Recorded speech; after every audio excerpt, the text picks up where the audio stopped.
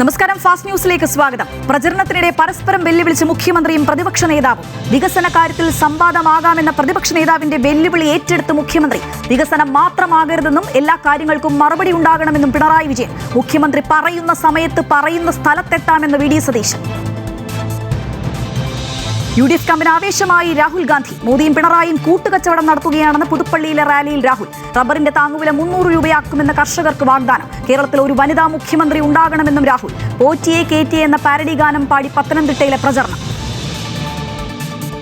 വിദേശ സഹായം സ്വീകരിക്കുന്നത് നിയന്ത്രിക്കുന്ന FCRA ബില്ല് പാസാക്കിയതിൽ ആശങ്കയുമായി ക്രൈസ്തവ സഭകൾ. തീരുമാനം പുനഃപരിശോധിക്കണമെന്ന ഓർത്തഡോക്സ് സഭ. നിയമം ബാധിക്കുക ക്രൈസ്തവരെ എന്ന തൃശൂർ അതിരൂപത. ഭേദഗതിയിൽ നിന്ന് പിന്തിരിയണമെന്ന ആവശ്യം. പള്ളികളിലെ സമാധാന അന്തരീക്ഷം തകർക്കാൻ ബോധപൂർവമായ ശ്രമം നടക്കുന്നതായി ഓർത്തഡോക്സ് സഭ. പീഡാനുഭവ വാരത്തിൽ പ്രശ്നബാധിത മേഖലകളിലെ പള്ളികൾക്ക് സുരക്ഷ ഉറപ്പുവരുത്തണമെന്നാവശ്യപ്പെട്ട് സഭ DGPക്ക് പരാതി നൽകി. Malankara association secretary advocate Biju ഉമ്മനാണ് DGPക്ക് നേരിട്ട് പരാതി നൽകിയത്. പയ്യന്നൂരിലെ രക്തസാക്ഷി ഫണ്ട് തട്ടിപ്പിന്റെ ബാങ്ക് രേഖകൾ പുറത്തുവിട്ട വി കുഞ്ഞികൃഷ്ണൻ. 5 ലക്ഷം രൂപ ഏരിയ സെക്രട്ടറി സ്വന്തം പേരിലാക്കി. പണം ഭവന നിർമ്മാണത്തിന് ചെലവഴിച്ചു എന്ന് കള്ളരേഖയുണ്ടാക്കി. പുറത്തുവിട്ടത് CPM പ്രതിരോധത്തെ പൊളിക്കുന്ന രേഖകൾ. കൂടുതൽ തെളിവുകൾ പുറത്തുവിടുമെന്ന് വി കുഞ്ഞികൃഷ്ണൻ.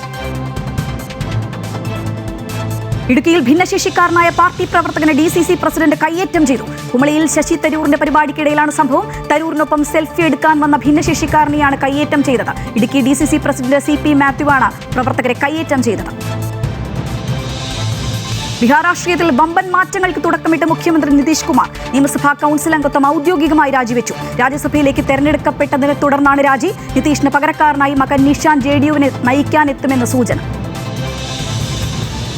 കർണാടകയിലെ ക്രഷർ ബിസിനസിൽ പങ്കാളിയാക്കാമെന്ന് വാഗ്ദാനം ചെയ്ത് 50 ലക്ഷം തട്ടിയെന്ന കേസിൽ തെളിവില്ല എന്ന EDയുടെ റിപ്പോർട്ട് ആശ്വാസകരമെന്ന് PV അൻവർ. നിരവധി കള്ളക്കേസുകൾ ഇത്തരത്തിലുണ്ട്. വികസനം പറഞ്ഞപ്പോൾ കേസുകൾ ഉയർത്തി. പ്രചരണ രംഗത്ത് തന്നെ വ്യക്തിഹത്യ ചെയ്തുവെന്നും അൻവർ. അമേരിക്കൻ ഡോളറിനെതിരെ ഏറ്റവും താഴ്ന്ന നിലയിലേക്ക് കൂപ്പുകുത്തി ഇന്ത്യൻ രൂപ. ഈ സാമ്പത്തിക വർഷം അവസാനിക്കാൻ ഒരു ദിവസം മാത്രം ബാക്കി നിൽക്കെയാണ് രൂപയുടെ ഡോളറിനെതിരെയുള്ള വിനിമയ നിരക്ക് 95 കടന്നത്.